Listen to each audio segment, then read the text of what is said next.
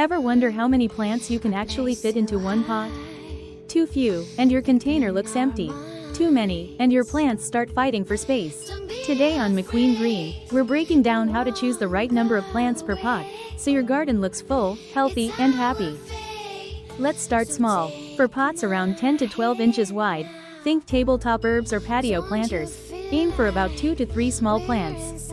That's perfect for things like basil, parsley, or marigolds.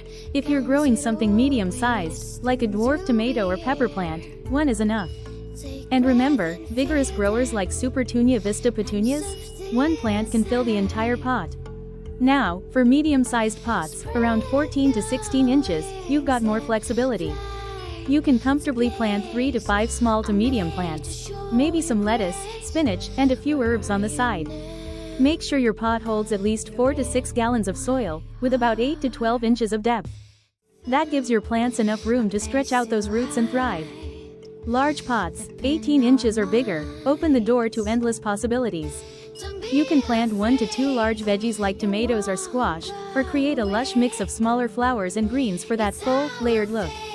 If you're growing fruit trees or big shrubs, make sure your container holds at least 25 to 30 gallons of potting mix.